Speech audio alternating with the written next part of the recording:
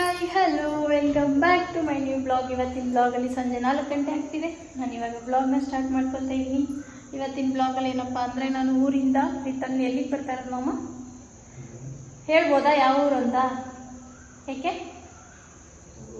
Actually ಊರಿಂದ husband ಕೆಲಸ ಇತ್ತು ಮತ್ತು ನಮಗೂ ಜಾಸ್ತಿ ಊರಲ್ಲಿ ಕೆಲಸ ಇದ್ದಿಲ್ಲ ಅಂತೇಳಿ ನಾವು ಬೇರೆ ಊರಿಗೆ ಬಂದ್ವಿ.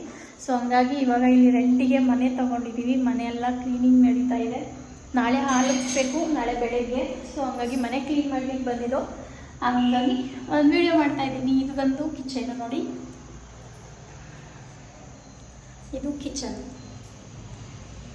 ಅಲ್ಲಿಂದ ಮತ್ತು ಇದು ರೂಮ್. ಇಲ್ಲಿ ಬಂದು ವಾಷಿಂಗ್ ಮಿಷಿನ್ ಪ್ಲೇಸು. ಇದು ವಾಶ್ರೂಮ್ ತೋರಿಸ್ತಾ ಇಲ್ಲ ನಾನು. ಹಾಗೆ ಇಲ್ಲಿ ಬಂದರೆ ಹಾಲ್ ನೋಡಿ, ಸಿಂಗಲ್ ಬೇಚ್ಗೆ ಮಾಡ್ಕೊಂಡಿರೋದು. ಸೊ ಇವತ್ತು ಮನೆಯೆಲ್ಲ ಕ್ಲೀನ್ ಮಾಡೋಗಿ ಬೆಳಗ್ಗೆ ಹಾಲು ಉಗ್ಸೋಣ ಅಂತೇಳಿ ಬಂದಿದ್ದು. ನೋಡಿ ವ್ಯೂ ಅಂತೂ ಸಕ್ಕತ್ತಾಗಿ ಕಾಣಿಸ್ತಾ ಇದೆ ಹೊರಗಡೆ ಎಲ್ಲ. ನೋಡಿದ್ರ ಆ್ಯಕ್ಚುಲಿ ಹಸ್ಬೆಂಡ್ ಈಗ ಸದ್ಯಕ್ಕೆ ಯಾವ ಊರು ಅಂತ ಹೇಳ್ಬಾರ್ದು ಅಂತ ಅಂದ್ಕೊಂಡಿದ್ದಾರೆ, ಅದಕ್ಕೆ ಹೇಳ್ತಿಲ್ಲ. ಬಟ್ ಮುಂದಿನ ವಿಡಿಯೋದಲ್ಲಿ ಹೇಳ್ತೀನಿ. ಇದು ಚಿಕ್ಕದಾಗಿ ಪುಟ್ಟ ದೇವ್ರ ಮನೆ, ಹಿಂಗೆ ಚಂದ. ಅಲ್ಲಿ ಇಟ್ಕೊಳೋ ಬದಲಿಗೆ ತುಂಬ ಚೆನ್ನಾಗಿದೆ ಮನೆ. ನಾನು ಆ್ಯಕ್ಚುಲಿ ಮನೆ ಹುಡ್ಕಕ್ಕೆ ಬಂದಾಗ ಫಸ್ಟ್ ನನಗೆ ಕ್ರಶ್ ಆಗಿದ್ದ ಮನೆಯೇ ಇದು. ಬಟ್ ಬೇರೆ ಯಾರೋ ನೋಡ್ಕೊಂಡು ಹೋಗಿದ್ರು. ಸೊ ಅವರೇನಾದರೂ ಬಂದಿಲ್ಲ ಅಂದರೆ ನಿಮಗೆ ಕೊಡ್ತೀನಿ ಅಂತ ಹೇಳಿದರು. ನಾನು ದೇವರೇ ನನಗೆ ಸಿಕ್ಕಲಿ ಈ ಮನೆ ಅಂದ್ಕೊಂಡಿದ್ದೆ.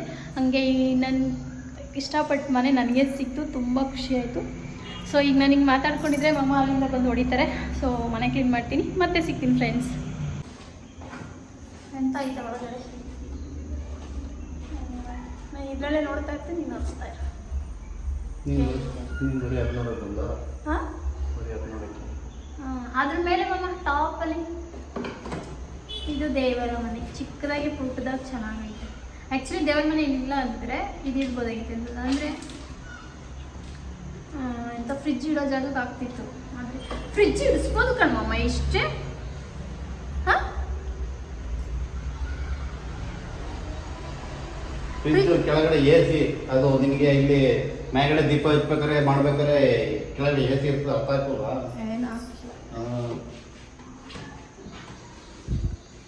ನಿಮ್ಗೆ ಹೇಳ್ತಾರೆ ಹೆಣ್ಮಕ್ಳು, ಗಂಡು ಮಕ್ಳಿಗೆ ಹೇಳೋಣ ಬಿಡಪ್ಪ. ಆಯಿತು, ಅಲ್ಲಿ ಟಾಪಲ್ಲಿ ಹೊಸ್ಕೊಂಡಿ ಅಲ್ಲಿ ಮೇಲೆ.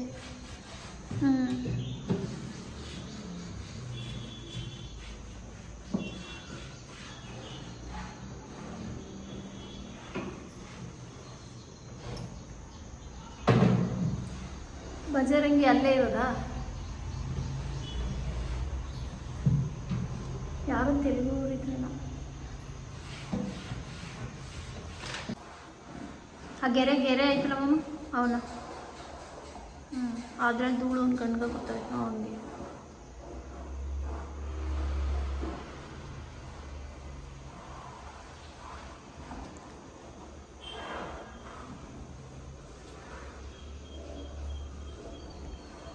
ಹೊಸದಾಗಿ ಡೋರ್ಗೆ ಕಿಟಕಿ ಎಲ್ಲ ಪೇಂಟ್ ಮಾಡ್ದಂಗೆ ಅವರಲ್ಲ.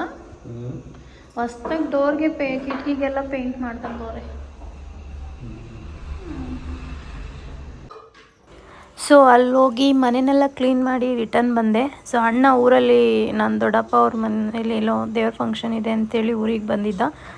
ಬೆಂಗಳೂರಲ್ಲಿರೋದವನು. ಸೊ ಅಲ್ಲಿಂದ ಊರಿಗೆ ಬಂದಿದ್ದ. ಹಾಗೆ ಹೆಂಗಿದ್ರು ಬಂದಿದ್ದಾನಲ್ಲ, ಒಂದೇ ಸಲ ರಾಖಿ ಕಟ್ಬಿಡೋಣ ಅಂತೇಳಿ ರಾಖಿ ಕಟ್ತಾಯಿದ್ದೀನಿ. ನೈಟಿ ಹಾಕ್ಕೊಬಿಟ್ಟಿದ್ದೀನಿ. ಬೈಕೋಬೇಡಿ, ಯಾಕೆ ಅಂತಂದರೆ ಅಲ್ಲಿಂದ ಬರೋ ಅಷ್ಟರಲ್ಲಿ ಸ್ವಲ್ಪ ಮಳೆ ಇತ್ತು. ಸೊ ಹಂಗಾಗಿ ನೆಂದ್ಕೊಂಡು ಬಂದುಬಿಟ್ಟು ಬಂದ ತಕ್ಷಣ ಬಟ್ಟೆ ಚೇಂಜ್ ಮಾಡಿಕೊಂಡೆ. ಸರಿ ಇರಲಿ ಬಿಡು ಅಂತೇಳಿ ಅದರಲ್ಲೇ ರಾಖಿ ಕಟ್ತಾಯಿದ್ದೀನಿ. ಯಾರು ಬೈಕೋಬೇಡಿ, ನೈಟಿ ಹಾಕ್ಕೊಂಡಿದ್ದೀನಿ ಅಂತೇಳ್ಬಿಟ್ಟು.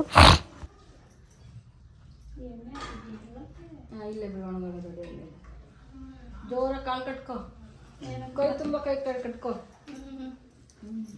ಸಂತೋಷಕ್ಕೆ ನಿಮಗೆ ಮಾಡ್ತಾ ಇದ್ದೀನಿ, ಎಲ್ಲ ಚೆನ್ನಾಗಿದ್ದೀವಿ. ಸೊ ಫೈನಲಾಗಿ ನಾವು ರಾಖಿ ಕಟ್ಟಿದ್ದಾಗಿದ್ದ ತಕ್ಷಣ ನನ್ನ ಮಗಳು ಕೂಡ ಅವ್ರ ಅಣ್ಣನಿಗೆ ರಾಖಿ ಕಟ್ತಿದ್ದಾಳೆ. ಸೊ ಅವನಿಗೆ ಫೋನ್ ಮಾಡಿ ಮನೆಗೆ ಬಾ ಅಂತ ಹೇಳಿದ್ಲು. ಸೊ ಅವನು ಕೂಡ ಬಂದ.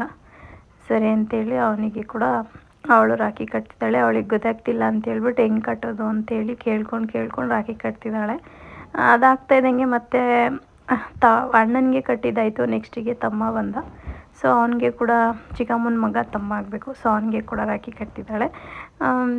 ಅವ್ನು ನೋಡಿ ರಾಖಿ ಕಟ್ತಾರೋದಕ್ಕೆ ಕಾಸು ಕೊಡ್ತೀನಿ ಅಂತ ಹೇಳ್ಬಿಟ್ಟು 10 ರೂಪಾಯಿ ಇಸ್ಕೊಂಡು ಕೈಯಲ್ಲಿ ಇಟ್ಕೊಂಡಿದ್ದಾನೆ ಅವಳಿಗೆ ಕೊಡಲಿಕ್ಕೆ ಅಂತೇಳ. ಅವ್ನ ಪ್ರೀತಿ ಅದು.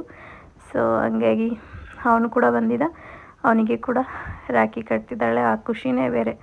ಅದಕ್ಕೆ ಹೇಳ್ಬಿಟ್ಟು ಅಕ್ಕ ಅವಳು, ನೀನು ಅವಳ ಕಾಲಿಗೆ ಬೀಳೋಂಗಿಲ್ಲ, ನೀನು ಅವಳ ಕಾಲಿಗೆ ಬೀಳು ಅಂತೇಳಿ ಅವನ್ನ ರೇಗಿಸ್ತಾ ಇದ್ವಿ. ಹ್ಞೂ ಸರಿ ಆಯ್ತು ಅಂತೇಳಿ ಇದು ಮಾಡ್ತಿದ್ದ.